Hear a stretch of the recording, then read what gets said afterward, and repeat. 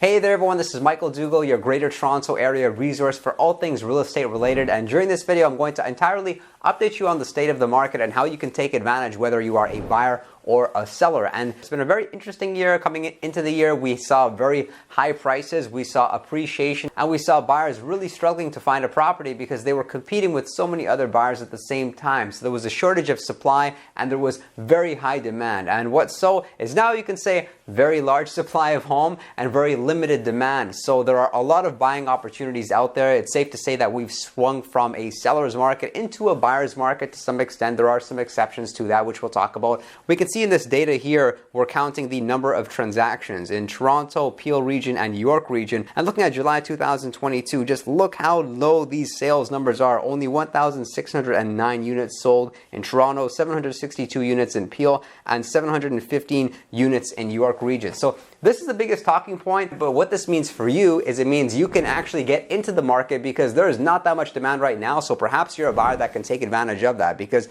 many buyers are asking me, Michael, does it make sense to buy now or does it make sense to wait a few months? Perhaps prices can continue to depreciate. And the answer is it depends on the property, because right now you're going to find some really good deals out there. And this is your opportunity that if you see a listing that's been sitting on the market for an extended period of time and you're teamed up with a great agent, perhaps your agent can speak to that seller and see if we're able to get a discount. That's what a great agent is capable of doing. They're able to save you $10, $20, $50 to $100,000. So if you wait a few months, perhaps you can take that risk, but then you're running the risk of competing with other buyers. And we've seen so many people try to time the market correctly. It just does not happen, unfortunately. And as a result, those buyers end up being on the sidelines, sometimes for years. So if you're really considering buying, it could be a good opportunity for you to get into the market. Of course, depending on the property, there's always, of course, the chance that prices can come up too. Don't forget about that. I'm going to share with you here, we can see a 12-month breakdown of the number of sales, the number of active listings, the months of inventory, the average price, and the days on market. And like I mentioned, the sales are very low, 4,912. We thought June was low at 6,474,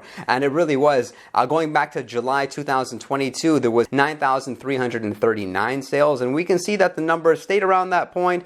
Then it did increase come springtime. There was a lot of demand. Listings started to come on the market. There was over 10,000 sales in March, and then you can see how it started to decline. 8,000, 7,200, 6,400, and now only 4,912. Taking a look at the active listings, very interesting. This is one of the reasons why the average price really did accelerate at the beginning of the year, was the fact that if you look at the number of active listings, say 12 months ago, it started to decline significantly. And then by the time December came, there were about 3,200 active listings. That's nothing. And then what happened was in March, 10,167. Now the number has gone up all the way to 15,334. So this is one of the biggest signs of it being a buyer's market. More listings coming on the market, and at the same time, less sales. In other words, it's the months of inventory. And the months of inventory is how long it would take to sell the existing supply of homes that are up for sale now. And looking at this number, it tells us whether we're more of a seller's market or if we're more into a buyer's market. And you can just see how this number changed. Going back to July 2022, it was only 1.04. The lower is better for sellers. And looking at it now, 3.12. So the months of inventory, a lot higher. Note that this is still considered a seller's market if you were to compare Toronto to other areas of North America. Like other areas of North America, they just think in Toronto it's ridiculous, the fact that the average listing is selling in under 30 days. Not all markets are like that. Going back to June, the months of inventory was 2.49. But look back in March 2022. That's when the market was very hot, 0.93. In February, 0.77. But what about the average price? Everybody wants to know, Michael, have the prices gone up? Have they come lower? Will they come lower? Let's look at that, because the average price has come down considerably. As a matter of fact, over the past 5 months, our average price has declined. Now it's sitting at $1,070,000. In June 2021, it was $1,150,000. However, the good news is for all of you home sellers, don't think that you've missed out and your home has really dropped in value, because if you compare it back to July 2021, our average price was $1,060,000. So there you go. It's just that, of course, we saw the acceleration with the appreciation come the beginning of the year, and now it's gone back to where it was 12 months ago. So it'll be very interesting to see what happens over the next few months. And the same thing can be said about the days on market. Like, as it's shifted more into a buyer's market, as expected, the days on market has increased. Right now we're sitting at 19 days on market. This is fairly high considering the fact that we've been about 10 to 14 days on market. So one of the major reasons why our days on market has increased, it's not necessarily because homes are sitting on the market a bit longer, because they are, but it's also the fact that right now buyers are able to get a home inspection done. They're able to actually have their offer contingent on being approved by a mortgage broker. Whereas before, buyers had to throw down offers. They were not allowed enough time to get a home inspection done or to be able to ensure that they did have satisfactory finance in place. The buyers just simply had to make offers because they were competing, and they did not stand a chance if they were adding a home inspection clause or anything that would delay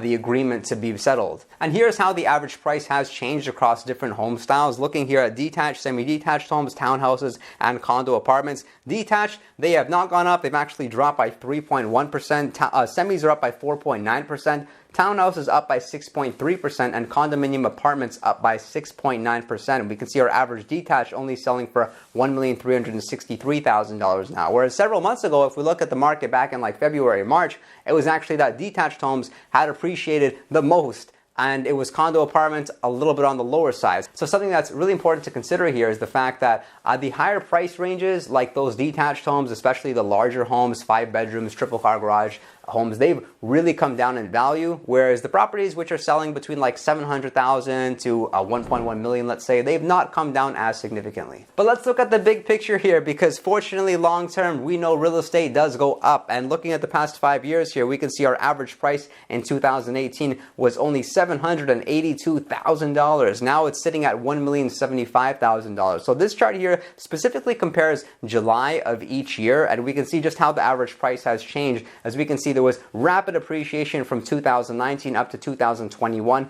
and now our average price is fairly similar to where it was sitting 12 months ago. And I really hope you did find this information helpful. If you are considering selling, I am the best fit. Call me, let me share with you why I feel that way and my action plan as far as what I would do to get your home sold with my worry-free listing program. And if you are considering buying, you can visit the website in the description box below to look for properties. And don't be shy about contacting me, because I may have off-market opportunities for you, since I'm speaking with buyers and sellers every single day. And hey, if you are an ambitious real estate agent looking to improve your business, whether it's generate more leads, improve your business on social media, help with your follow-up and your organization, definitely reach out to me. I can share with you what I'm doing for my group within this beautiful brokerage, eXp Realty. And so real estate agents or aspiring real estate agents, maybe you're already taking your courses, you're in real estate school, you can contact me in the description box below, or you can find the Zoom link, go on my Calendly, book a time. I'm more than happy to talk to you. Real estate is a great career. It's a great industry. Don't let any negativity make you think that you're not a good fit for this profession, because I'm sure that you are capable, provided that you've got the right training and you're in the right environment. So never give up, because it's an amazing business. I'm so happy that I've been a real estate agent now 9+ years, and I'm going to keep this going. You're going to see me here years from now. I appreciate your support. Don't forget to subscribe, and I'll look forward to speaking with you next time.